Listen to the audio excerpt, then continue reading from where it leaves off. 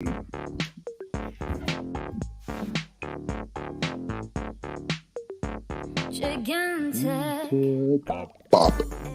everybody. Oh, I got to remember how to do this. There we go. It is March 31st, 2024. We are less than a week away from WrestleMania. Gigantic Pop, the three of us back together again. Raj, Giri, Glenn, Rubenstein, Matt Morgan, here to talk to you about where things stand on the road to WrestleMania. Exciting Raw this week. Epic segment with The Rock and Cody, that beatdown that continued after they went off the air. Because it's a shoot, brother. No script. That was the only thing I didn't like about it, is once you mentioned the word script, like, hey. So this beatdown, this entire beatdown, Rock, until you said the word, I don't give a F about your script, was fake then? Right, yeah, exactly. I'm being nitpicky because I love that segment, by the way. It was awesome. It was. I mean, I thought this last Raw was one of the best Raws that they've done in decades, in a lot of ways. I mean, wow, easily the last 10 years. It was. Yeah, I thought it was awesome. All the underneath stuff as well was good, I thought, too. Yeah, and just all the promos. It wasn't just the Rock Cody stuff. It was Rhea Ripley and Becky Lynch. I thought they both killed it. And what a right hand! What a right hand by the man to Dom. Did you see that in slow motion? Of course, she nailed him. Jeez, good for her. I thought it looked good. Nobody's gonna be mad that you stiffed Dom.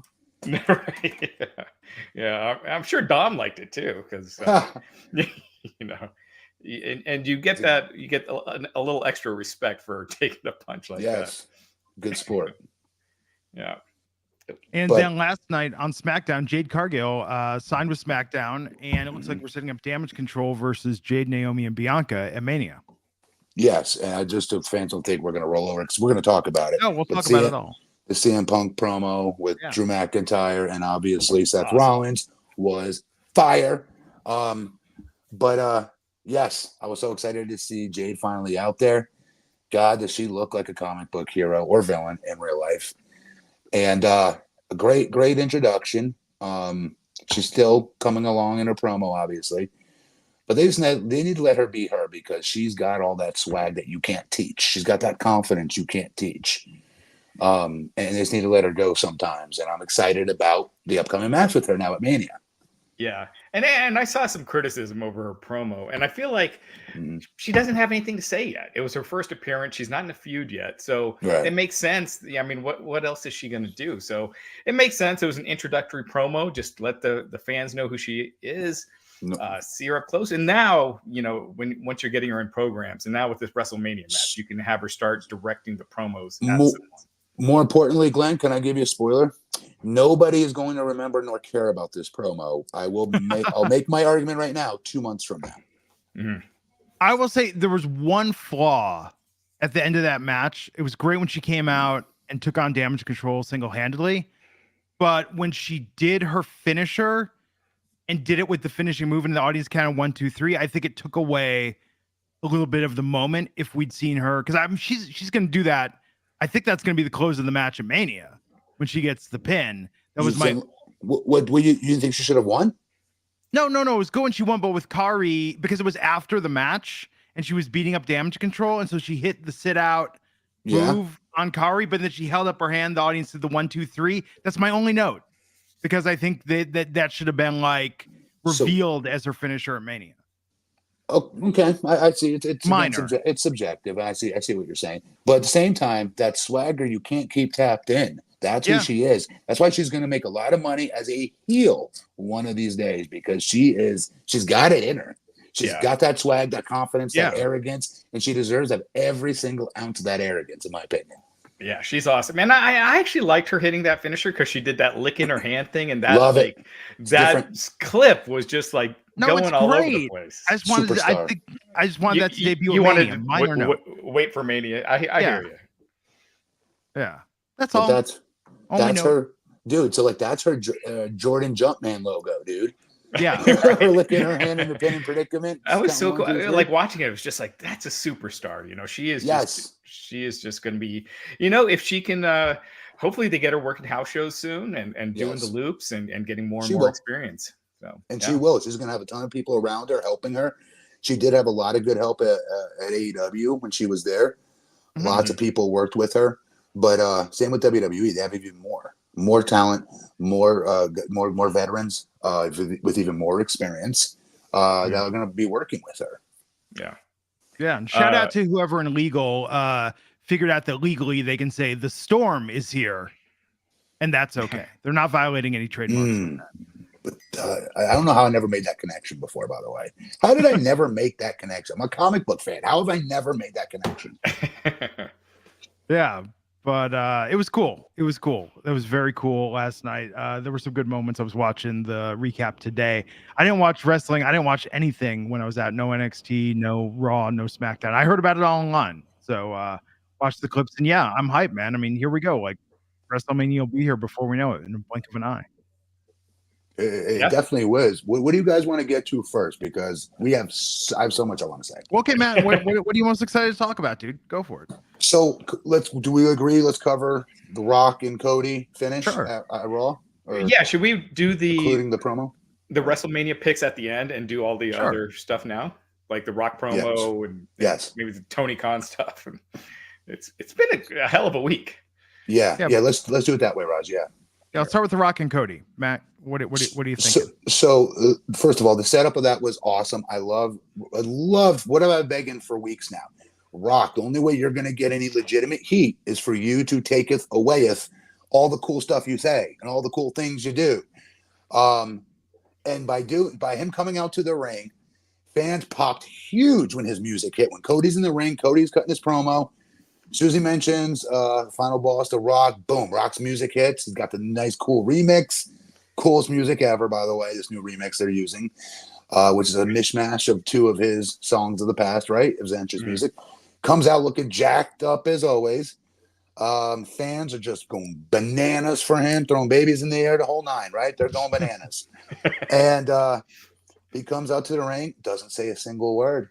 Starts to get out of the ring, and the fans boo the piss out of him. Just like that, on a dime, they went from, again, throwing babies in the air to now booing him and hating him. What a jerk. Come on, we want to hear you talk ish. Let's go. And he didn't do it. He just whispered something to Cody's ear and got out of that ring. The fans booed. And I was so happy. I was like, so much was said by not saying anything. Now you're a jerk. Now you're a villain. Finally, you put Cody in a place where he could be cheered over you finally. And all that was taketh awayeth again toward the end of the night when The Rock beat the holy bejesus out of Cody, throwing him into his bus. And if I was The Rock, oh my God, the fact that Cody has his dog on the side of his tour bus painted there. By the way, he has the most beautiful dog in America, and I love my dog, by the way, but that dog's eyes are just something on a whole different level. I love his dog.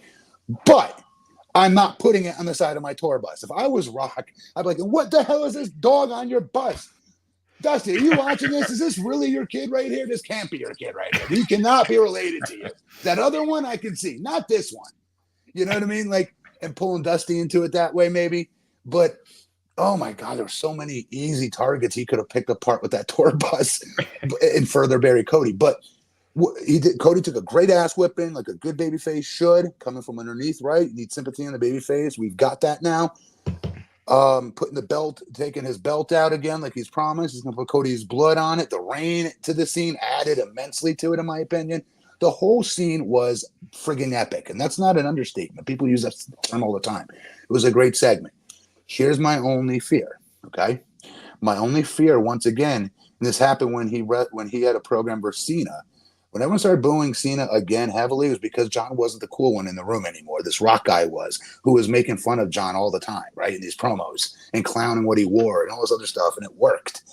And I'm just worried because with these promos Cody is cutting, he's so educated, he's so well articulated, right? But these are not the promos that he needs to continue to be well articulated. He needs to get grimy. He needs to get down in the dirt. I don't know what thing, but it's got to be aggressive is all I know. Yeah. And he's missing that gear in these promos, in my opinion. That's being really nitpicky as the world's largest admitted Cody crybaby, but the Rock's got to be more responsible, in my opinion here. and that's being very nitpicky of someone who's very entertained by that. I thought that was the coolest segment ever. But I'm a Rock mark at heart too. Yeah. So I don't know what to make of it. I just know that Cody's got to be very careful with these polished promos because he got in trouble with this at AEW where the fans did turn on him, if you guys remember. Now, one can argue he added his wife to the equation and all those other things were different. He bring 40 people to the ring with him, including his dog. There was lots of reasons, Matt, why he was considered a corny babyface in AEW for them to boo him. He needs to be careful here. He needs to be very, very careful here because he's in a promo with a guy that is teaching master's class in promos, and The Rock, the greatest of all time in promos, in my opinion. And he looks cooler. He seems cooler. He talks ish cooler. Everything he does is cooler. So one of the two things need to happen. Rock's got to tone it down a little bit, and Cody's got to step up much, much more and go to a level of his character, that onion I keep talking about with character development. Each character is supposed to have layered components of that character that we're supposed to see when they're lined up against certain opponents that bring something maybe different out of them, right? Rock's giving him a lot to pull from to give us this different part of his persona, that grimy, pissed off, F you, blah, you know what I mean? Type of attitude we need to see from Cody. We need to see some attitude. Yeah. I love, first of all, with Kevin Dunn gone, I've just noticed how much better the shots is of the show. Yeah. Amazing. And when The Rock came out and you had that lightning and you had The Rock staring at, it looked like a movie. It was amazing. It did. He looked like a superhero. Yeah. And I like that they didn't advertise Rock for the show because for the live fans too, if they're paying their ticket to see The Rock and then he doesn't cut a promo or do anything, I could see them being disappointed. This way, it's a surprise. Yeah. It's a cool last moment. And yeah, I thought I loved it. And Matt, about The Rock bringing it down or Cody bringing it up, I agree 100%. Cody needs to cut a passionate, fiery promo this Monday, but I think The Rock should not bring it down. I was thinking about this, like when Pacino's in a scene with a bunch of actors, and if they're not keeping up, he's not like, oh, I'm gonna, try to calm down a little bit or bring it down. They have to bring it up. And it's on the talent. So do you think real quick, we'll go back to what you're saying, but I just want to ask you one quick question. You said you thought it was smart not to advertise it. Well, knowing that he's not advertised, they know he was going to get a monster pop. The surprise pop added on top of it's the Rock pop. Yeah. Are you really setting up your babyface for success doing that? But he turned it around and, by not talking. Yeah. By not talking. He turned it around quick. And by the end, they're chanting Rocky sucks and booing him out. So it was really well done. They read that audience. They knew how they were going to react. It was all there were a few things this week, even with Carlito on SmackDown, which we'll talk about.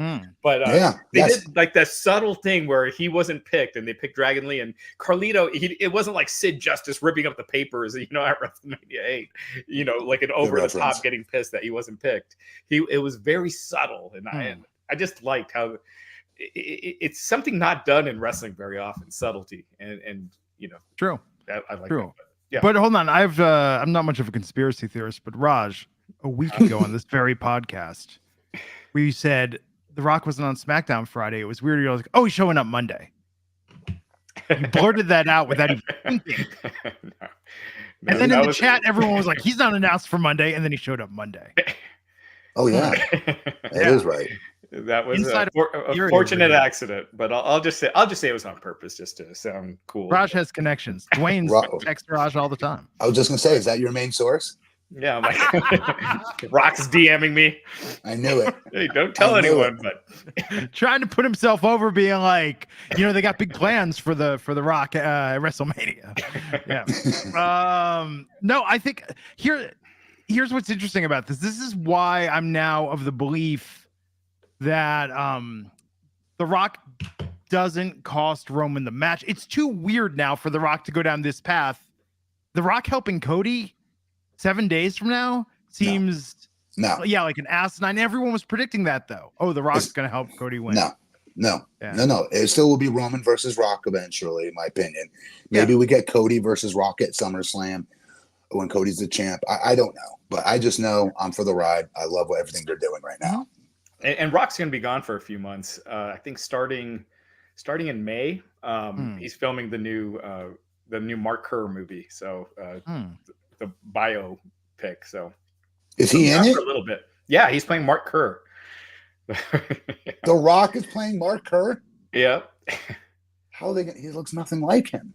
Yeah, I think it's going to be one of those where that's good for Mark Kerr. Mark Kerr is going to have the world's most famous person alive playing him. Wow.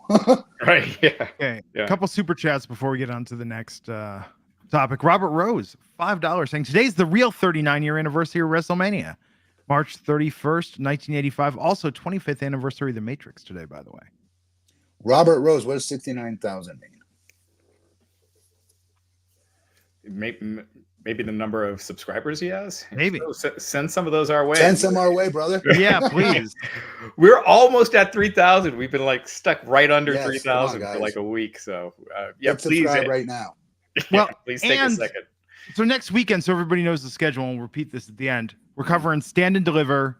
Immediately after that goes off the air. WrestleMania Night 1. Immediately after that goes off the air. WrestleMania Night 2. Immediately after it goes off the air. The three of us together again, talking about what we all just watched.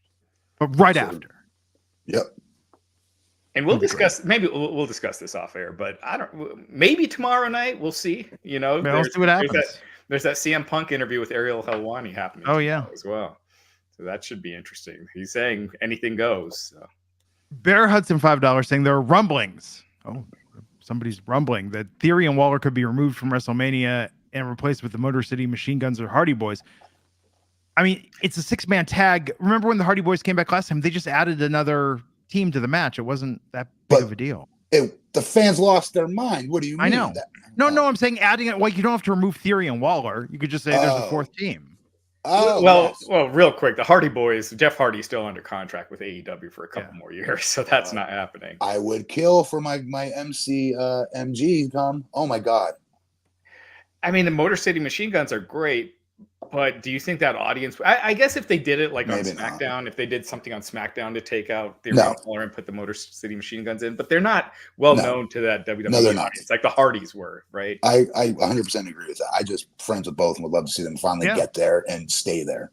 Yeah, and they could do it. I mean, it's just because they don't get a pop coming out, they could impress so much during the match that they get one by the end. So yeah, I mean, who knows? But because it's definitely not the Hardys. Who's in that tag match, guys? Real quick, that 6-man or that 6-way, or whatever it's called. Judgment Day, Waller and Theory, and Awesome Truth. Are they the other team? Okay, so like right? I don't care. Okay, so I don't care about that tag team match. All right, so I would like to see Motor City get added. I don't care about that match. Yeah, if someone in the chat can put in all the teams. It's and New Catch Republic also apart, and the New Day. Wait, so yeah, it's a 6-team and DIY. Man, there's so many people in this match. Okay, there we go. Yeah, so it's going to be a cluster. You got 12 guys in this match, but it was a way to get a bunch of people on the card. Sure. And we'll talk about the Andre the Giant Battle Royal. I don't get why they're not doing it on the pre-show, but yeah, they're doing it on the 4th year in a row. They're doing it on SmackDown. I just don't get it. Me either. They're having a 2-hour kickoff show. Yeah. Ariscala with a super chat is saying, honest opinion, do you think Cody should win the title? Matt, absolutely. Yes. I will be irate if he doesn't. I'll be heartbroken if he doesn't. 100%. Again, it would be like if Rocky lost in Rocky 2. You don't.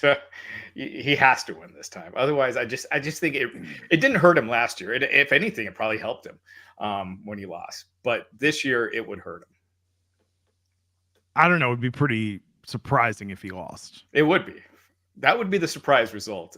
Glenn low-key wants him to lose. Kind of low-key want him to lose. Him and Esau love their Roman Reigns. I don't even love Roman. I just think that I want something unpredictable, And so the guy holding on the strap for a 4th year is not predictable?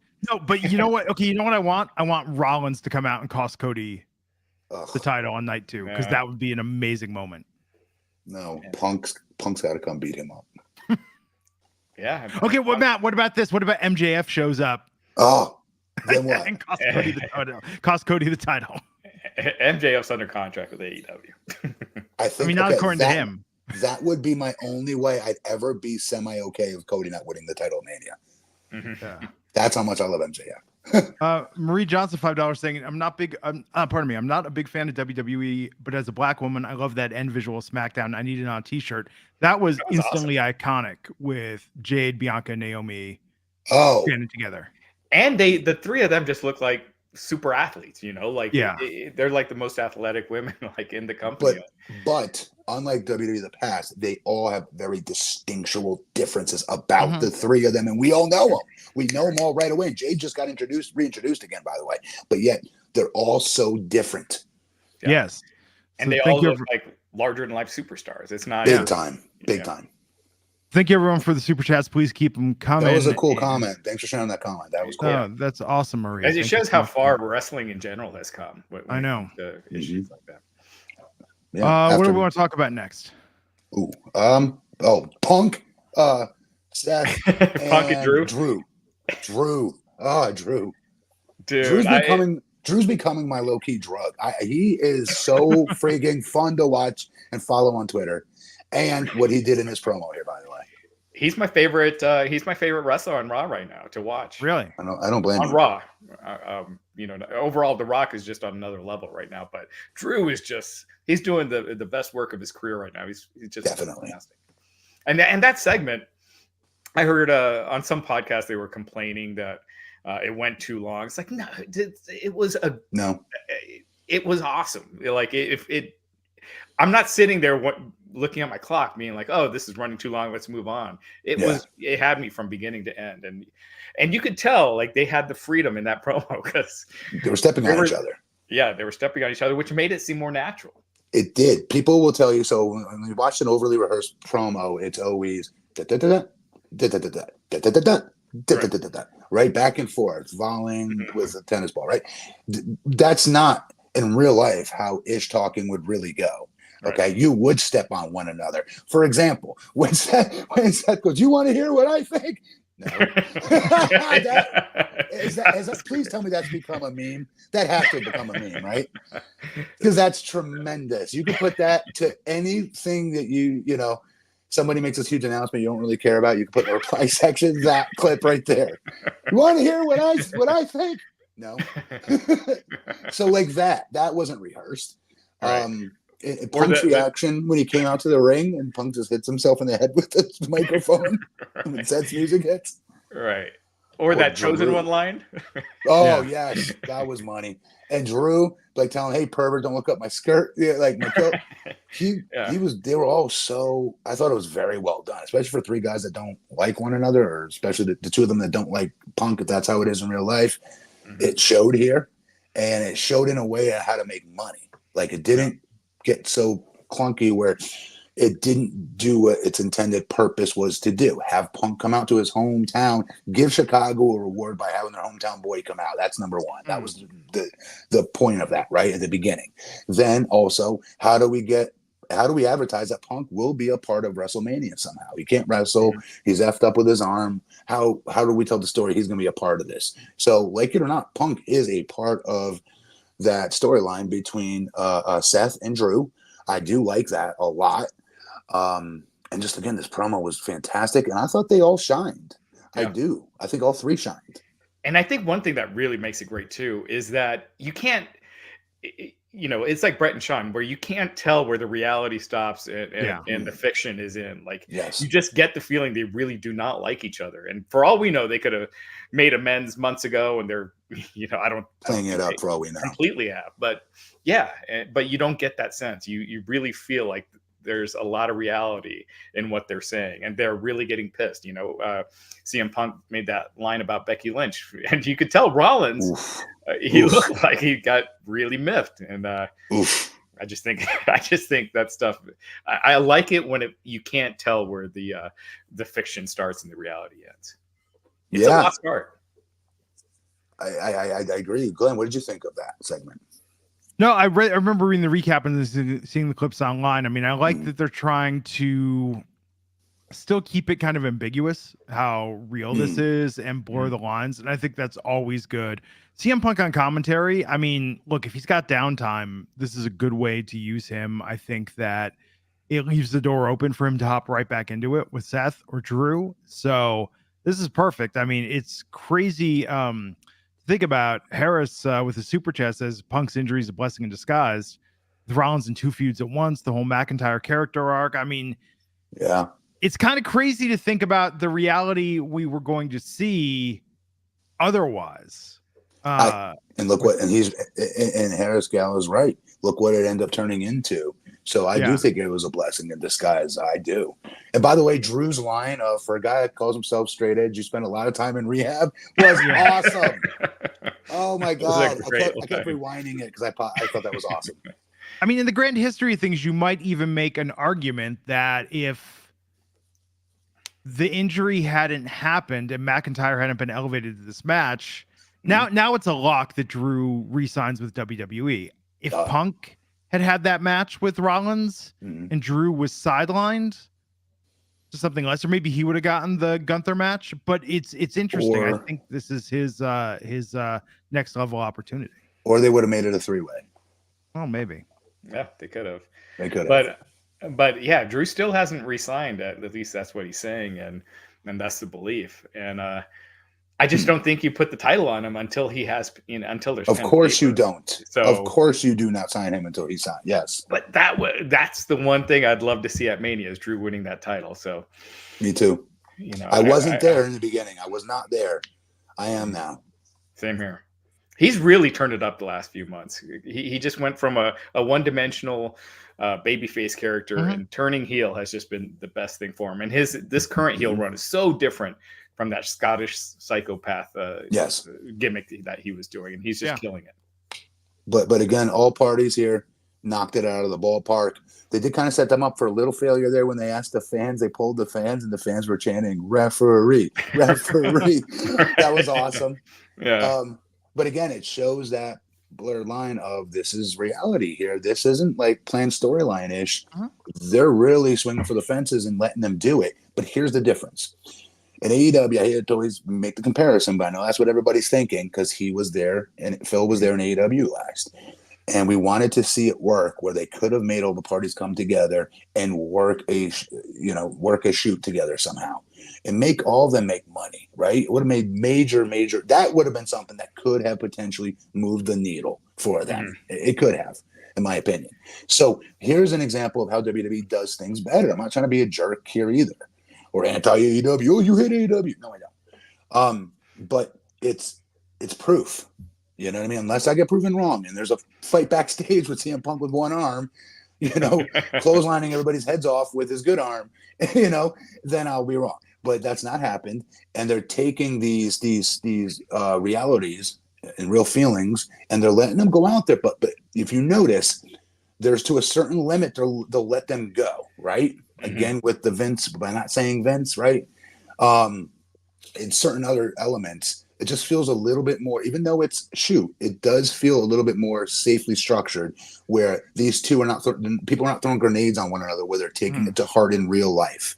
But we're taking it to heart in real life that they're taking it to heart, if that makes sense, which is the point of a promo when you're throwing barbs at one another like that, is get the fans that are fans of that guy you threw a barb at to either hate you, be pissed about it, and want to see their guy kick your butt now for saying it, right? It's supposed to make us emotionally invest at the end of the day. And everyone was emotionally invested in that 2.2, right? 2.2, right? Rating that it got proves that it did just that across the 2.2 million, yeah. Biggest quarter, it was tied with a quarter, the Cody Seth Rollins quarter after the Rumble, which the post Rumble is always one of the biggest shows of the year. But it did 2.2 million, so one of the biggest quarters they've done in years. So wait a minute. I thought the big quarter hour rating for Cody recently was one where he was right under 2 million, I believe, a couple weeks ago, maybe. Yeah, it was it was a little over 2, I think. Was it? Okay. Yeah. But 2.2 is the biggest that they've done, in a long time, probably since last year's post-Mania Raw. So huge success, and when people talk about, there's too much talking, look at what that did and look at where the interest was. So yeah. Yep. A couple super chats as we move along here. Let's see what we got. Fun Times with Games, Buck99 says, if Cody don't win, he's the ultimate politician. No, that means he's the worst politician. A good politician would know how to manipulate everybody backstage and make sure he wins that damn thing. unless Fun Times means Roman's the ultimate politician. It reads like he's saying Cody, but I don't know. Okay. I don't think Roman cares that much about wins and losses. He never did before. I just think, look, it wasn't that long ago. Everyone was saying he should have lost to Drew, over that. Yep, Clash at the Castle, and then he should have lost to Sammy, and all these. I said that too. Stand by that stuff. But I think by not doing that, you see those were the right decisions to have. They were. Hold on. They definitely were. You got to give Triple H his props. But I think that's why we've come this far. Him holding on past Mania, like don't say it. It's just a little bit more. Don't say it. Okay, good. That's just fine to say that. Just don't say the fake record. That's not a real record because he's not beating Bruno.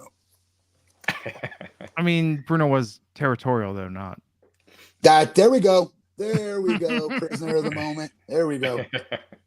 I mean, there's a difference between. I mean, like, what was Gorgeous George's record? Like, the wrestling back then was different. You could go from city to city. Matt, you could go from city to city. It was like house shows. You could do the same match for a year. Yes. And nobody would get sick of it because nobody had seen it before between Arkansas and Arizona, Sure. At the end of the day, there's this imaginary record book, right?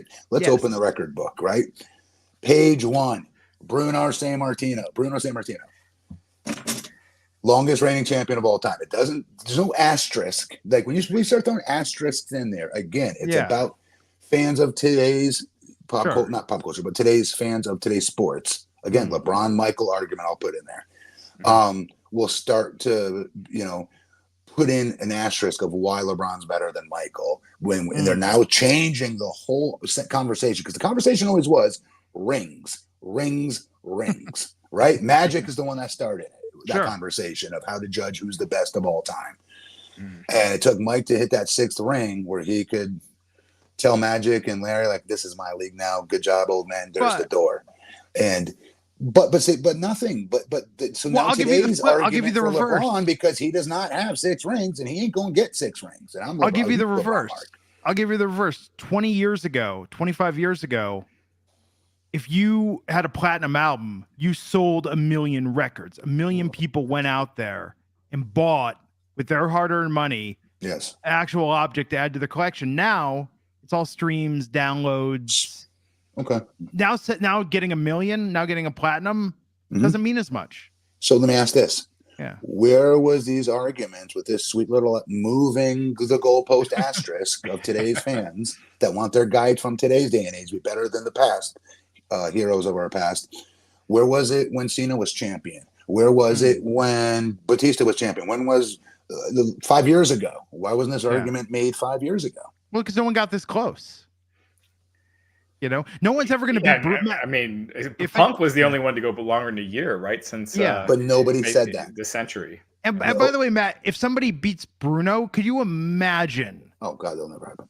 Yeah, that's what I'm saying. That's why Hogan's the only record that can be broken that's left on there. Well, does it have to be broken? I don't. How long's Backlund? Backlund's 2. 2000. So Bruno's is 1. What's his name's is 2. You just said it. Backlund.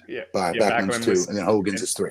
So Backlund was 6 years. There's no way that Roman's reign goes 6 years either. Yeah. And Hogan's number 3 for longest reign. So, but why does it have to be broken? See, I like to see records broken sometimes, but other times I guess I don't. I don't know. Yeah. Yeah, it's not going past Hogan's record if they do, but. I just think that's a silly reason to make any booking decisions. It's just that the record. But if it's best in storyline, if they got something big planned, like if they got Rock versus Cody coming up, then I could see the case for Roman retaining. But again, Rock said Cody's not getting another title shot if he loses. So I feel like they put themselves in a corner where but then The Rock says, if you beat me, that's your one chance. And then Cody beats The Rock. Then Cody goes on to beat Roman. Like, that's a hell of a story. I don't think you can have Cody beat The Rock. Because if you're eventually getting to The Rock and Roman Reigns, which I think they are, I just don't think you can have The Rock lose. Okay. Yeah. Okay. Dro Davidian, $9.99. Thank you. Gigantic pop. I think Roman and The Rock wins this Saturday for the tag, and Cody wins Sunday because of the Avengers' revenge on Roman Reigns, aka Thanos.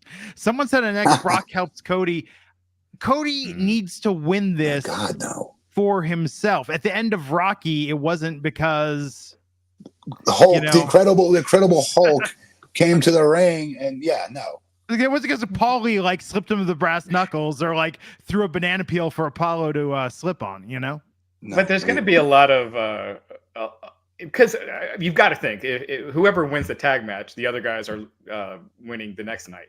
So if Rock and Roman win night one, Cody's winning night two, and if you're doing that, Rock and Roman win night one, which I think most people are predicting that's what's going to happen. That means there's going to be tons of fuckery, in that main event. I know. Because it's bloodline rules. So you got to have other people helping Cody out at some point. Stone Cold, they've been talking to him for a Mania appearance. Cena, I've got to think there's going to be a big surprise in that main event. Glass break. Rock and Austin fight to, they have a stare down, fight to the back, they're gone. Bro, I wouldn't have Austin take Rock out, but I'd have them fight each other to the back. Just fight each other to the back. I'll take just the music, just hit the glass hitting. I will lose my mind. Yeah. So, I mean, that's what's going to signal unpredictability. I mean, because I agree, like that's what we're all thinking. But if for some reason Cody and Seth win on Saturday, I think people are going to be very nervous about Sunday. Yeah. What's for happen. Sure. Yes. T. Smitty, $3,005 super chat saying, had to sell my Mania tickets because Alabama made the Final Four. I live in Phoenix, couldn't pass up this opportunity since here Roll Tide. Can I just make, for fans out there going, T. Smitty, what are you doing? This is the best Mania of all time. Let me make this argument on T. Smitty's behalf. Alabama has, I know they're in the Final Four, they have still the most underrated team in college basketball. I'm dead serious. This team is super talented, super good, and they have a legit chance, in my humble opinion, of pulling this up. I think UConn won the national championship. That's my team. But this team right here could do it, like Alabama. So, like, his favorite, grew up a lifelong fan, right, of Roll Tide in Alabama, right? So it's very rare that they make it to the Final Four in men's basketball. Yeah. Even when they had Antonio McDyess back in the day, still, this is huge, and they do have a legit chance to win a national championship. So if that's your hometown team for life, this makes sense, T. Smith. Oh yeah, I was just staying in the hotel in LA right near Crypto, so some of my employees went. They got to go to Crimson against the Tar Heels on Thursday. So it was a phenomenal game. I kind of wish. Oh really? Yeah. But that's where we were. So it was funny. We were at a big upset. We were at a podcast conference, but then you just see all these tall people in tracksuits walking through. So that's where all the players were staying as well. But no, it's exciting, and I get it. Sometimes you got to make these tough decisions. Friday, I could have stayed home and watched SmackDown, but Charo's in Las Vegas, so I'm going to see that Friday, the night before WrestleMania. Gigantic Pop fans, you'll only hear this here on this podcast. Skipping a show WrestleMania weekend for Charo. I mean, she's not going to be around them. Yeah, she's not going to be around them much longer, Rosh. You gotta take your chances. Thanks. Harris saying, who inducts Heyman at the Hall of Fame, Roman or Punk? I don't think either, right? Don't you think it's an ECW original? It's WWE. Well, if it was Vince, I think it would be Roman. But now that Vince is no longer there, I think they probably, if Paul Heyman had to pick, I mean, who would you have? Rob Van Dam? I mean, I don't know. I would say Punk. I'm probably going to go Punk. Yeah, and RVD's about to do that AEW date. Right, but WWE, they seem a lot more lax with. I mean, like, look, the final episode of Rivals, and granted that's A&E, but it's Daniel Bryan and The Miz. So, true. And then we'll see. I don't know my prediction. I really don't. Sorry. And then Harris also wants to know what happens to Roman after he loses the title. Raj, does he have to take time off? Do we know? For any reason? I mean, he's got his lax schedule, as it is. So I'm sure he was going to probably be gone till the Saudi Arabia show anyway. So something has to break, either at Mania or the first night after Mania. The biggest Raw of the year is always the night after Mania, right? Mm-hmm. Something's got to give between him and Rock here, in my opinion. I'm not saying Rock costs Roman or helps Cody win or something like that, but maybe the next night something kicks off. I think they go, but then I think there's a three-way storyline, layered storyline between Cody, Roman, and Rock still. I do. Yeah, I definitely don't think it's over with Roman and Cody just after Cody wins. So yeah. I mean, we shall see. Ebony Washington, $5, saying, "Hey guys, do you think there's a chance Priest cashes in on Seth? He's still carrying around that briefcase." I keep forgetting too. I think if Drew doesn't resign, that would be my most logical ending, is that Seth wins and then Damian Priest cashes in. Good call. If he doesn't resign, that's a great alternative, actually. Yeah, because I think Seth just winning would be kind of boring. So I think Seth wins, and then The Rock comes out. Maybe The Rock comes out and says, "You know how I said that you're not going to be the world champion?" Then boom, Damian Priest music hits, and he cashes in. Ooh, that's actually really good, Raj. Thank you. Yeah, that is really good. Because he's texting with Dwayne, so that's why he knows, what the plan is. He's presenting it as what if. That way it seems like, oh my God, Raj was coincidentally right. So here's the deal. I just looked at. We're at 2,984 subscribers. We have watching us right now over 200 people on YouTube. Please, if you have not subscribed to Gigantic Pop yet, let's try and break 3,000.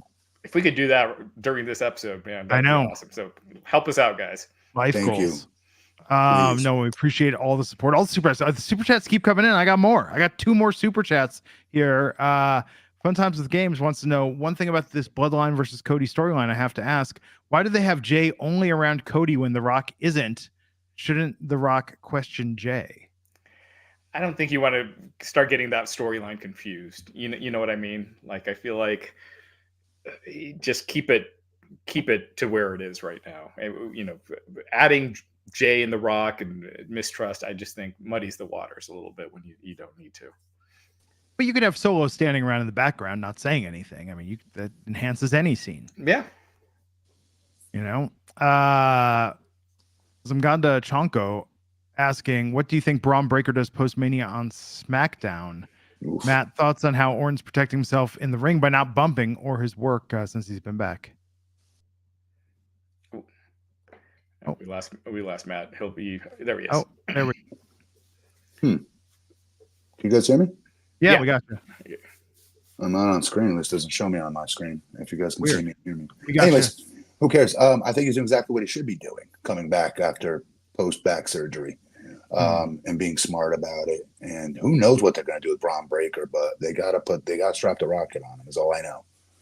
I think Braun Breaker wins that Andre the Giant Memorial Battle Royal. Easily. Yeah. And maybe eliminates Omos, eliminates Omos to win that. He needs more though than that, in my opinion. He needs that to start propelling. I see what you're saying. Yeah, I wonder if they were not expecting how well he and Corbin are being received in NXT, and that kind of delayed some things in this transition for him to the main roster. And correction, Braun Breaker is not in that battle royal, so never mind. Really? Ignore that. No, just kidding. I mean, why not just add him to the tag match? Everyone else is in it. We got to break up these tag team belts. This is now silly that there's one. You don't have enough strong tag teams though, like drawing tag teams to do that. I mean, what, the authors of Pain in the Final Testament aren't going to bring in the numbers? Right, yeah. Sorry, that was mean. I'm sorry. That was mean. They might be listening right now. Very rude of you, Glenn. Karrion Kross, please cut your hair. It's like he's got a curse on him. When he cuts his hair, everything will go back to being good. Shave his head. He looks way more. Head. Yeah, he looks way more intimidating. Yeah, so much better with a shaved head. He looks just like a guy. Like, actually looks kind of like a, like almost like if he was wearing a suit, he'd look like a businessman. So I don't know. Like Cody? Would he look like Cody? Yeah, exactly. No, he looks like again, I feel like I'm being mean, but he looks like he's like selling insurance or something. Like, it's just, he looks like a normal dude who does MMA on the weekends. Yeah. Thanks so much for these super chats, guys. No, I know, Matt. That's why you just need to have a one-on-one with him. I would never say it seriously. I said it in joking. But let me ask you a question real quick. Can you guys really see me? Because on my screen, I'm in backstage. Yeah, it's a little blurry, but we can see it. I'll take you off and put you back on. Let's see what that does. It's very weird. There we go. Now do you see yourself? Yeah. Unfortunately, I do, yes. No, these super chats keep going. And by the way, we haven't said this as well. All through today, everything super chat goes to Rain, the charity for survivors of sexual assault. We're doing that donation every super chat to date, and then we will announce our Q2 charity, I guess, next weekend for where we'll be donating all our super chats for Q2. Sip all the coffees, $5, saying Mania will be the first on Netflix. Mania 41 will be the first on Netflix. Roman Rock and Rhea, Bianca, or Jade makes sense for that one. That's not true, though. Because Peacock, it's going to remain on Peacock until that deal is done. That still has a couple more years. So Raw will be on Netflix, and around the world, SmackDown will be as well. But the pay-per-views will for people around the world, but not in the U.S. In the U.S., it's going to remain on Peacock for a couple more years until that deal's done. And Harris with another super chat saying, controversial, but Austin and Cena coming out would be overkilling the main event, don't you think? Too many characters and Rhodes' victory could be diminished. I mean, it's not a bad argument, but at the same time, who knows? Like, I'm just along for the ride, and I'm down with whatever they got, just as long as Cody wins. I don't care how it happens at this point. Yeah, I mean, with Austin, Cena, and Hogan, you could always do something like they did before WrestleMania 30, where they had The Rock, Steve Austin, and Hogan just doing, a little segment in the ring, just to, just a little feel-good segment, and then that was it. So you could always just do that. But, if it's Bloodline rules, automatically there's going to be a lot of outside interference. So Rikishi showing up. I think that'd be maybe, who knows? Rikishi should show up for that Jay and Jimmy match, in my opinion. That'd be awesome. That'd be cool. Yeah, he still hasn't showed up for anything during the Bloodline, right? Nope. He needs to. Storyline started.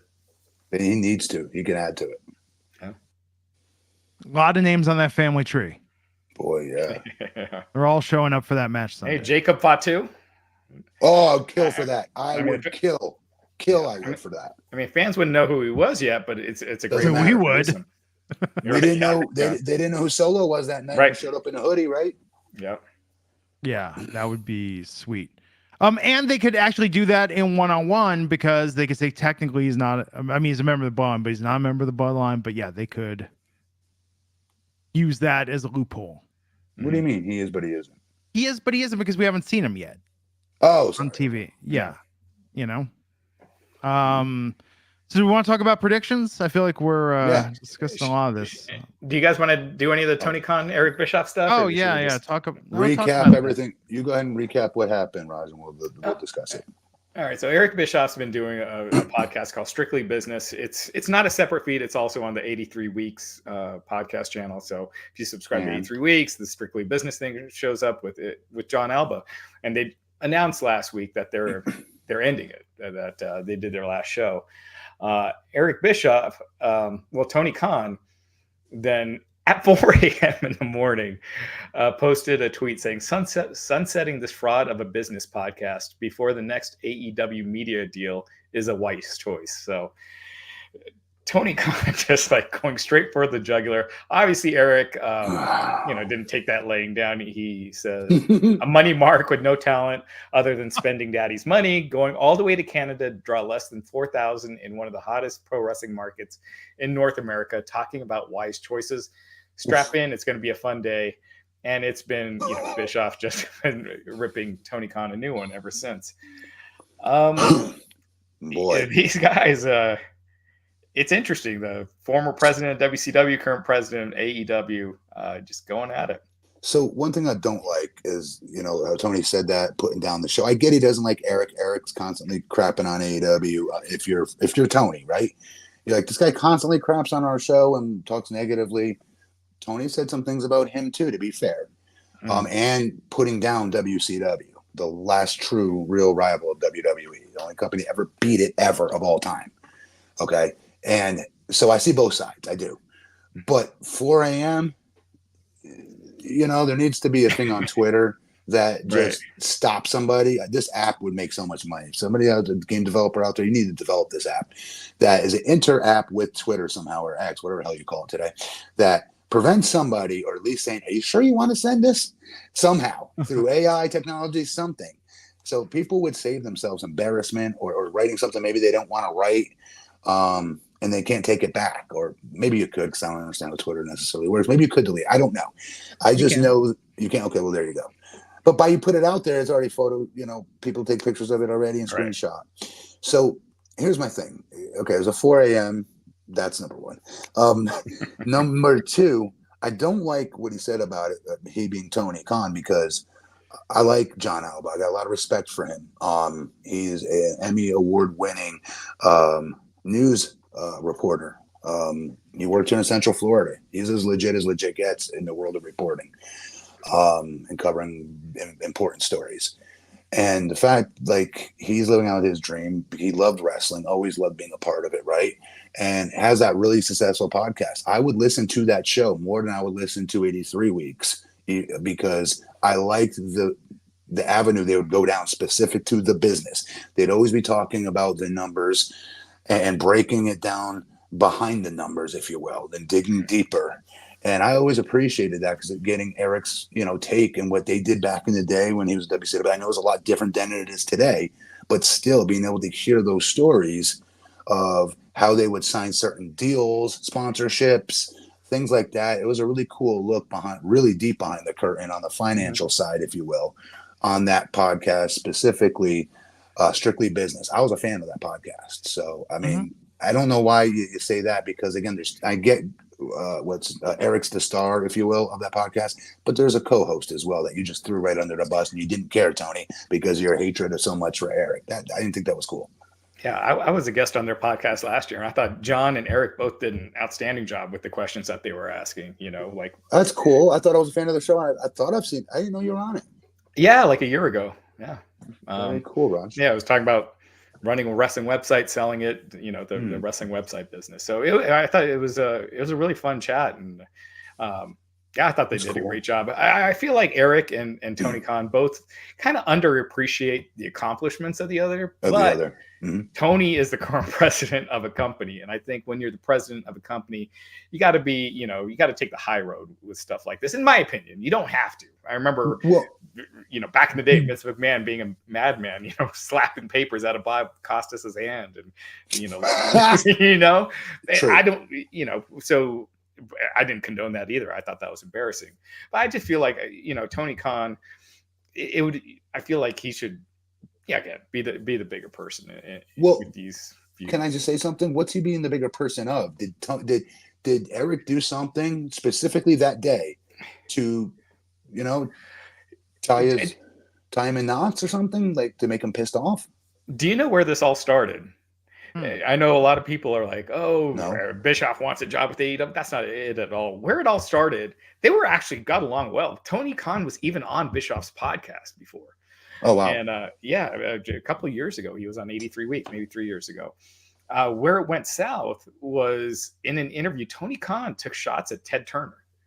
And he said something like, if Ted Turner knew wrestling like I knew wrestling, that WCW would still be in business. And Eric took that really personally.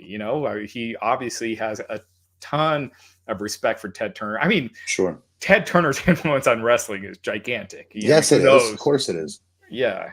And look, Tony Khan, his shows are on Turner networks.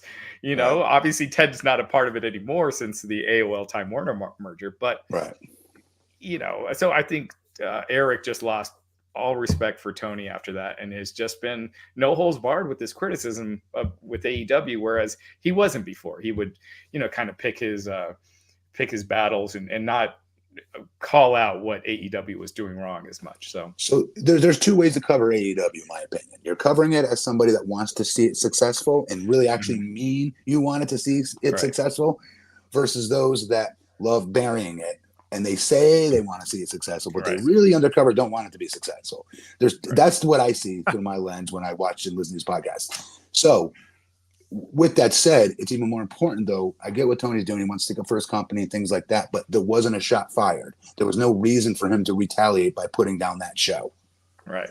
You know what I mean? Because again, my opinion, John, my friend, the other co-host of that show, he's a part of that, right? So you're crapping on him too. Like, you need to do that. There's other ways you could have went about that.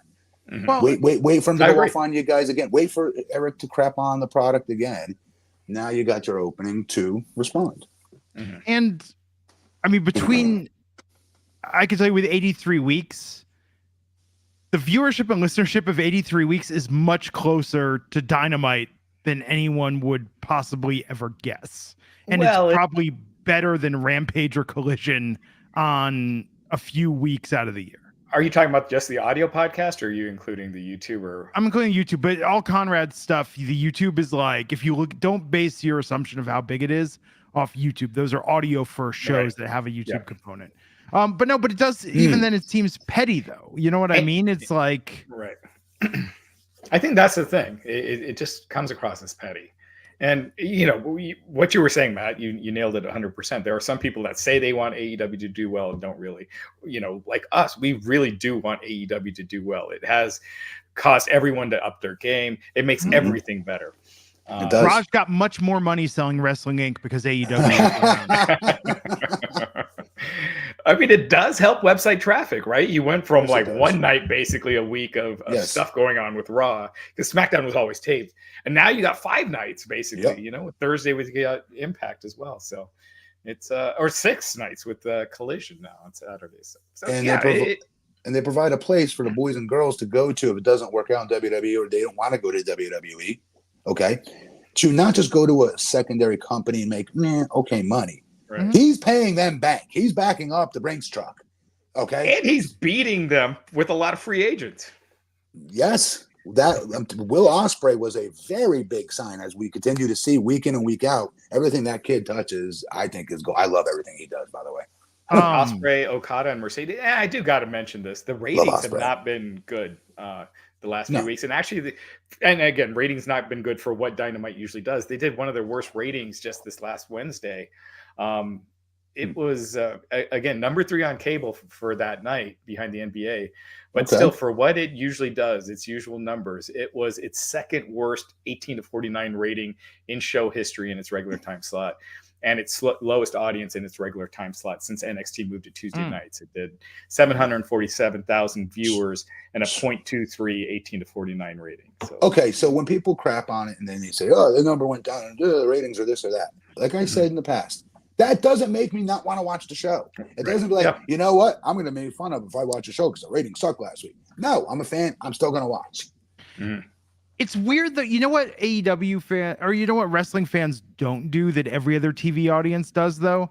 It's like Quantum Leap ratings went down of the new one when it came back from the break. They moved it to Tuesdays at 10, which was just an awful slot. And it was on at 8, and it was doing 3 million views an episode. And then it went down to 1.5, 1.7. When you get a low-rated TV show, fans normally band together and be like, "Oh, we should tweet at people and tell them they should cover it. We should be, telling people to watch it." They get into street team mode.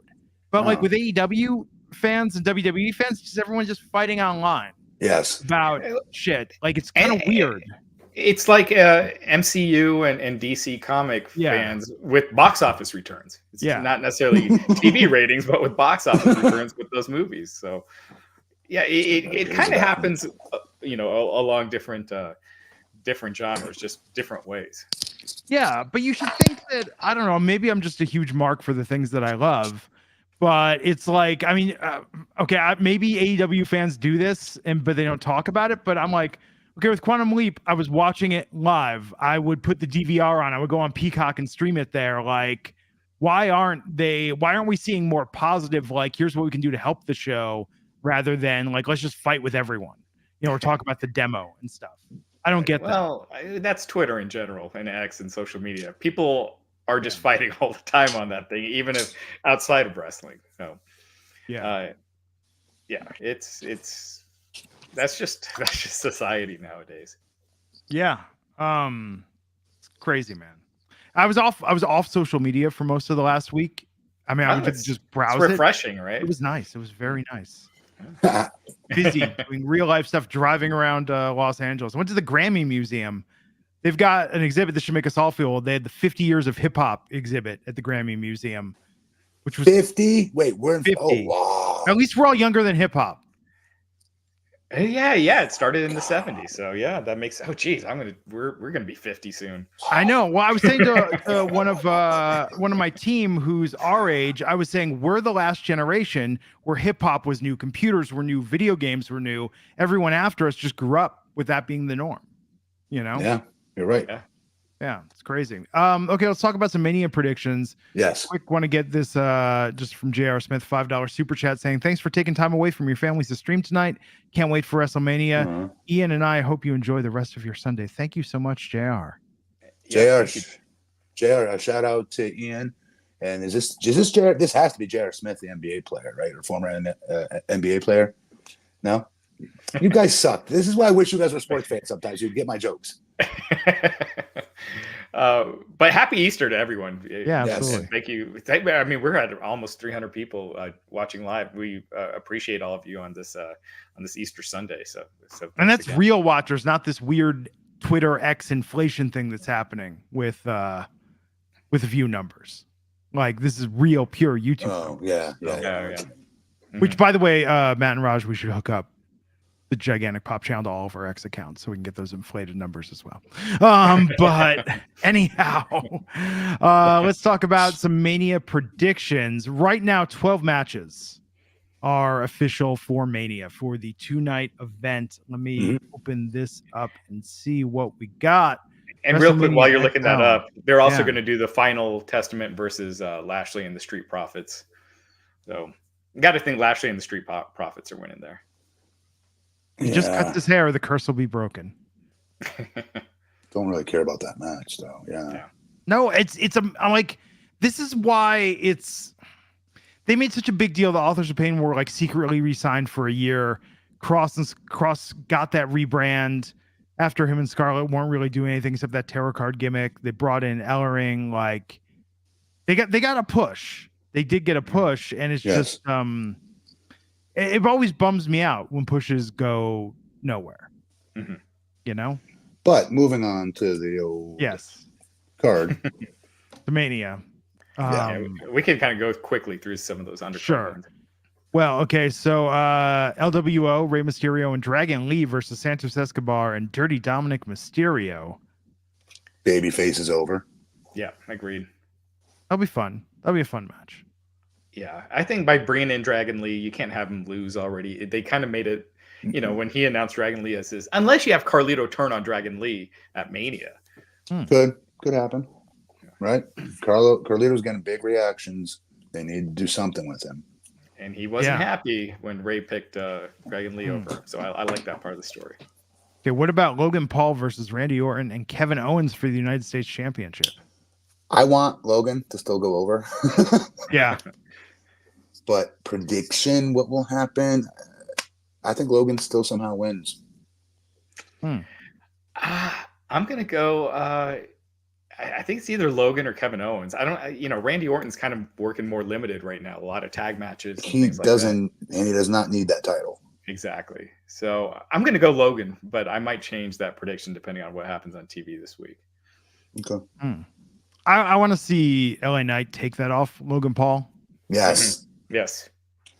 Yeah, I think that'll be a more triumphant victory. He's overdue for that secondary type of title. Yeah. Long no, overdue. I agree. So we'll get to that in a second, but Bianca Belair, Jade Cargill, and Naomi versus Damage Control, Dakota Kai, Asuka, and Kairi Sane. Don't even finish any of it. Just Jade Cargill. Jade Cargill. Pinning somebody. Jade's pinning all three at the same damn time. Okay. I was going to say Asuka. Asuka would be the big win for her, but I'll go with all three. This has got to be the most obvious one of the entire show, I think. Right? Yeah. This is when the odds come out, it's going to be like minus 1,200 to 1. For Jade's team. And I don't know. Jade's team will definitely win, but Jade specifically will be the one who takes the pin. But here's the thing.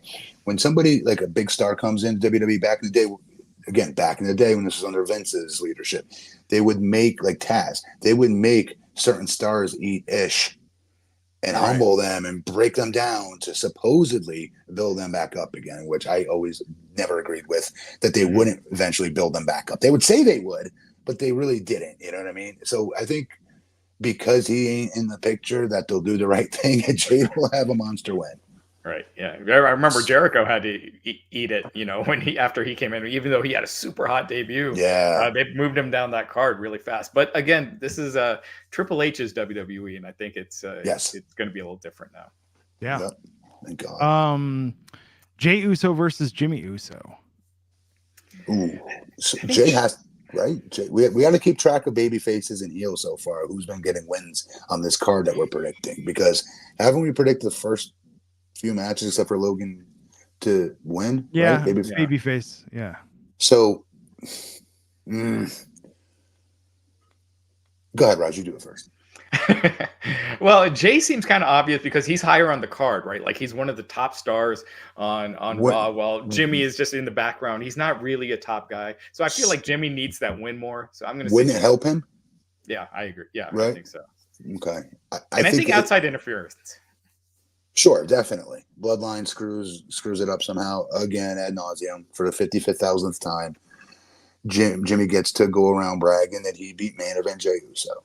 And also it plays in that storyline, casting doubt for later for Cody, because you're like, oh, the bloodline costing, Jay again. 1-0. Yep. We're up 1-0. You paying attention, Cody and stuff? Yeah. Defeat the Yeet. Yeah. No Yeet. No Yeet.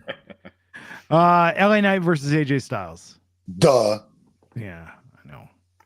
Yeah. LA Knight. LA Knight needs to be smashed over. Mm-hmm. Okay, what about the Judgment Day versus DIY versus the Awesome Truth versus the New Day versus A-Town Down Under versus New Catch Republic? Oh, New Catch Republic for sure. No. What a catchy, cool name. I don't care, but Judgment Day for sure, right? Judgment Day? No, I think R-Truth. Okay, the centerpiece of that story is going to be R-Truth and Judgment Day. Mm-hmm. Okay. And if they want to feel good, they give it to them. But I can see them going with. I could see them going with Austin and Waller. I guess I don't care. I'm not moved anyway. Whichever way that this goes. I think Awesome Truth. I think R-Truth has been really over lately, so I could see them doing that. And especially if Drew doesn't resign and Damian Priest is winning the world title anyway, they want to get the tag titles off of him. So Awesome Truth. Okay. I mean, I think that's the feel-good moment. Mm-hmm. Gunther versus Sami Zayn for the Intercontinental Championship. Sammy. Oh, Sammy you're taking? Yeah? Okay. I'm going to say Gunther. I'm going to say Gunther. I mean, this is like Charlie Brown in the football. Like Sammy getting the singles win for the IC title at Mania. Like, I mean. Does he? Okay, but isn't this still a step down for him, even if he wins? I mean, it's clear they're not.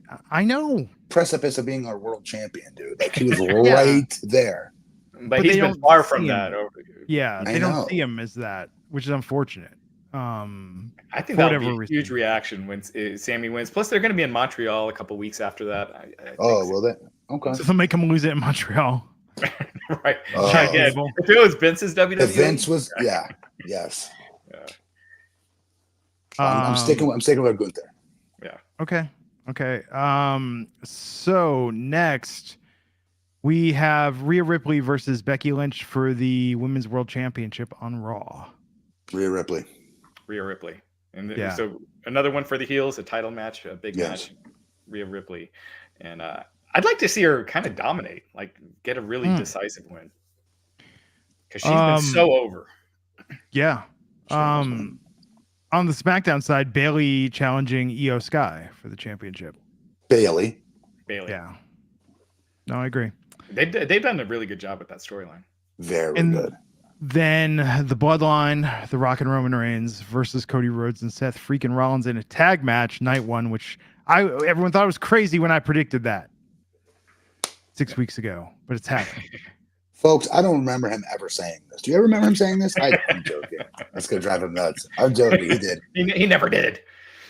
He did. So did Raj. But let me just point this out. I do think Bloodline wins this. I think they have to win it. I agree.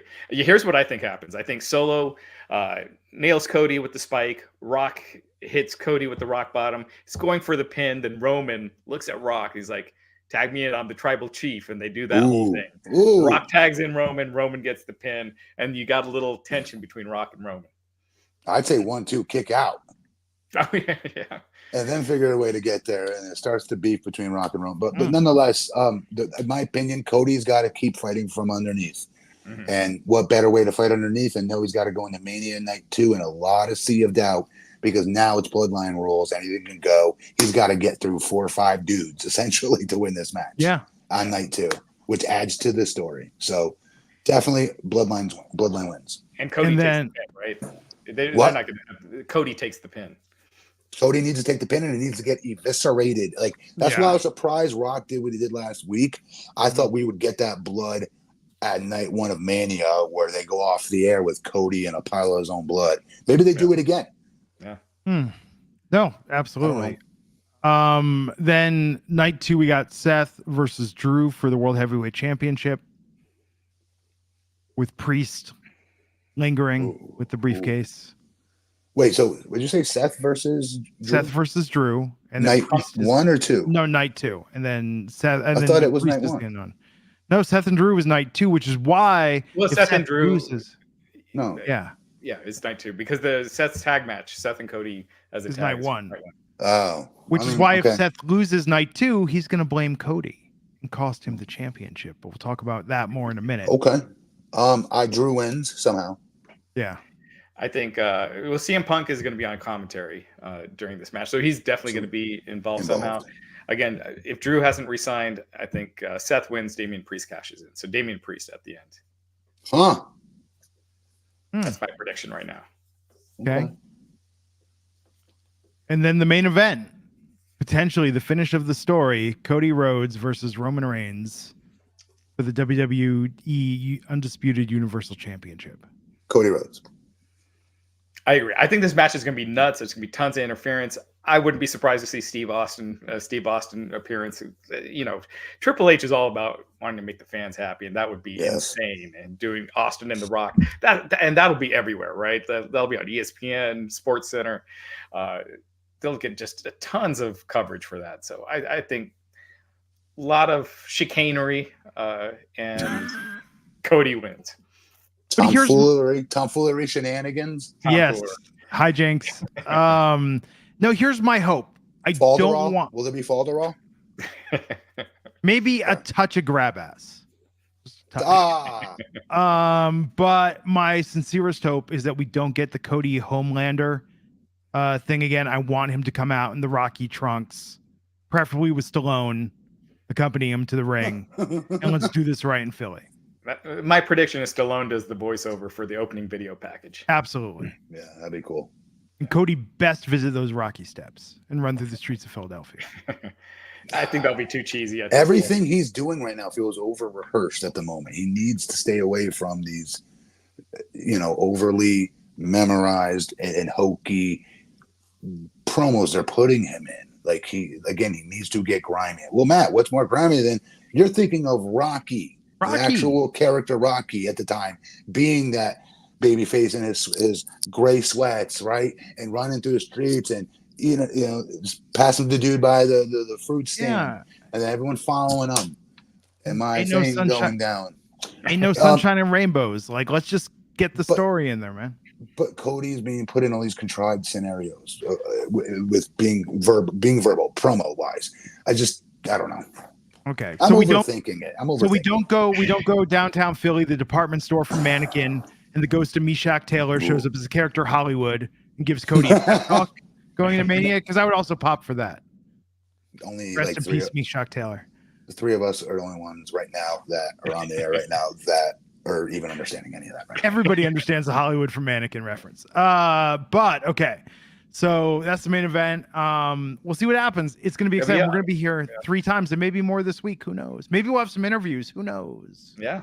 It'll be a fun week. So stay tuned. Hit that bell. That gets you the notifications because we might be doing one tomorrow night. Who knows? We might. Tomorrow night is kind of the last one in a lot of ways, because tomorrow night you're gonna have Cody, Rock, Roman. None of them are going to be on SmackDown on Friday night. So and they're loading the show up. Normally, I would predict that the rating would be huge, but they are going against that Hawkeyes game, and Caitlin Clark has just been a phenomenon. So they're going to be up against that game. That game is going to do monster numbers. Is that the LSU game? LSU versus Iowa? I think it is. That was national.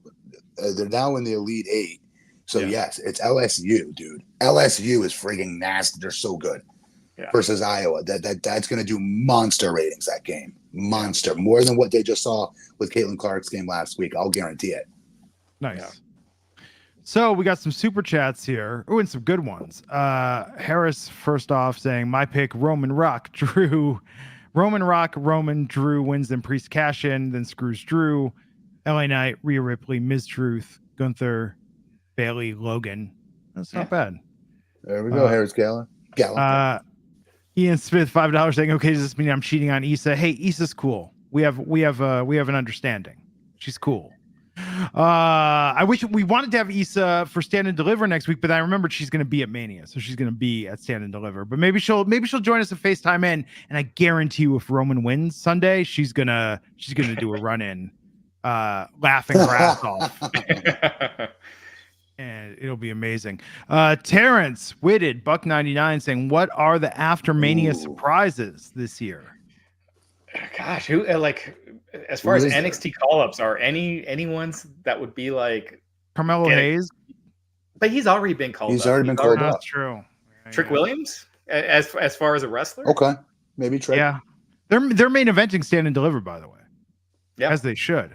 Oh, that's going to go on last? Yeah, it's going to go on last. They should be.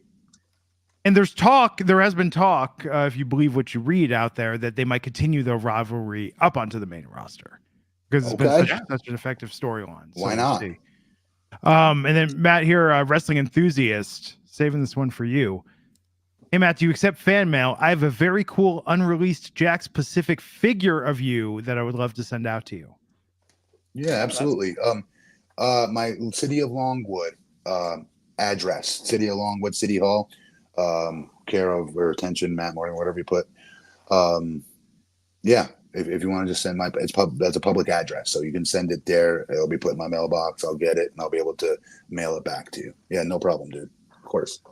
I want that moment when you're in the office in City Hall, and they're like, "Oh, Mr. Mayor, we have this mail for you." And you're opening it up, and it's like, "What's that?" And you're like, "Oh, it's an action figure of me." Dude, they do it all. I get all these wrestling cards. Nice. My city clerk brings me, like, before each commission meeting, she'll give me like the mail that I hadn't gotten yet that week for whatever reason. And there's always bunches of wrestling cards. I'll always do it because I was that kid that was sending out to get autographs of my favorite NBA players, wrestlers, baseball players, and football players. I still have a huge autograph collection, so I'll never say no. I'll never say no. Real quick, Matt, did you send Hulk Hogan a letter after he got those earthquake splashes from Earthquake? When they had that big letter writing campaign? Of course I did, but I'll do you one better. I did it when Bundy did it to him first, and he had taped ribs. Wow. It was heartbreaking. Dylan Matthews. I was in real fear. I was in real fear of Bundy mania. Yes. Chat room moderator Dylan Matthews wants to know, what does Heyman do after Mania if Roman drops? He stays with Roman. That's a good question, though. Does he? Because The Rock don't need him, right? Yeah. It'd be like when Brock has lost in the past. Heyman still stays with him. I'd like to see Heyman have someone else added on to that stable. I just don't know who's the right fit. He could do a lot with Solo. Yeah. Solo, I feel like they wasted that John Cena win. Like they had Solo look like Brock Lesnar when he killed John Cena. And then he's done nothing since. He just loses every match. Anyway. Roman, I don't know, people talking about how small they're making look Roman in all of this stuff with Rock too, by the way. Yeah. Like Roman and the Rock was so up here. He still is, but like Rock just invented a brand new category all the way up here now. Do you know what I mean? Like Roman was the guy. And it's just, I don't know. I'm excited to have Rock back. He's doing great work. We all love it. We're all entertained as hell. But at the same time, it's really minimizing Roman. I'm just surprised they're not doing more for Roman. That promo he had with Seth, they had with Cody on, was it SmackDown? The last week's SmackDown? The debate. He needed something bigger than what they gave him in that segment. It was too reasoned. It seemed like they were having an intellectual argument, which was funny, but not. And there's our girl, NYC Demon Diva, saying Roman is not dropping at Mania. Ask realistic questions. It's gonna happen. Get ready. Speaking of Roman, so Monday night he's gonna be on Raw, first Raw appearance in a long time, and then Wednesday night, Rock and Roman Reigns are both gonna be on Jimmy Fallon. They're gonna be on Fallon together. So hopefully Rock doesn't overshadow Roman on Fallon, and they kind of both, Seriously, it's a real thing, and I don't. Yeah, I am entertained as hell by Rock. Again, I'll say it a million times. So I'm not trying to crap on him when I say this. I'm just saying, like, Roman has been the top dog, and you brought him here 3 years of being the top guy, and it kept getting bigger and bigger and bigger. He just keeps getting better and better. I just don't like that they've kind of made him an afterthought, and he's in the shadow. I don't like that. Do you think, as a WrestleMania 1 tribute, The Rock puts Jimmy Fallon in a front chin lock? The poor guy's head bleeding on the ground. No. With how big The Rock's arms are too, they're like way bigger than Hogan's were back then. So probably. Yeah. So, and everyone's saying Roman is advertised for Friday, which kind of makes sense with Hall of Fame. I haven't seen that. I don't know. Only Drew is saying that. So okay. All right. There's rumblings out there. That's all you have to say. People are saying. Ooh, well, Dro's saying. All right. Imvish getting in down to the wire saying Cody wins WrestleMania. Will he bring in new audiences post Mania? Wait, what? Will he bring? Will Cody bring in new audiences post Mania? The post Mania Raw has kind of sucked for the last several years. This is their year. They're going to have a lot of new viewers with The Rock and everything.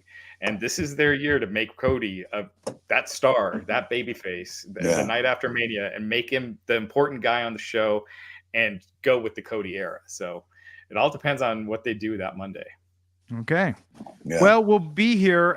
Look for us to do some stuff this week. And then Saturday, Stand and Deliver. Saturday, WrestleMania Night 1. Sunday, WrestleMania Night 2. Please subscribe. Want to get those numbers up there so we can keep hopefully bringing you some interviews and some more great content. Appreciate all the super chats. I think this is our record super chat show. You guys turned out tonight. Very, very impressed. Oh, there's Bigfoot Sneakerhead. There we go. BFS. Yes. Saying, if we were to see MJF on Monday Night Raw, would you be surprised? Just asking. Yes. I would lose my mind, and I would be the happiest guy on the planet. Yes, I would love it. It's not happening. I'm pretty sure that MJF is signed for several years with AEW. According to him, I don't know why they keep going back to this storyline, because it's already been done. Yeah. But Succotash, Cody. Do you remember that promo? MJF is so great. He's the best. I wanted him there so bad. But I do worry, would WWE be smart enough to use him as himself? Yeah, right? I think now you look at what they're letting The Rock get away with. That's true. They're loosening the reins with talent and promos right now. Which they should be doing if the talent is good enough to do it, a la Punk, Rollins, and Drew. Yeah. 10 subscriptions away from 3,000 subscribers. Come on, you guys. How are you watching this far into the podcast at this point in time and you've not subscribed? Come on. Drive Raj nuts. So close. 10. Yeah. I don't have any semblance of a clue what the difference of 10 is, but I know these two do, and I trust them. So please, come on, guys. We need you. Okay. Hey, everybody. He's at BP Matt Morgan. He's at the Raj Giri. I'm at Glenn Rubenstein. Everybody, please have a great week. We're going to see you before you know it. Happy WrestleMania week, and we'll catch you back here next time on Gigantic Pop. Happy Easter. Happy Easter.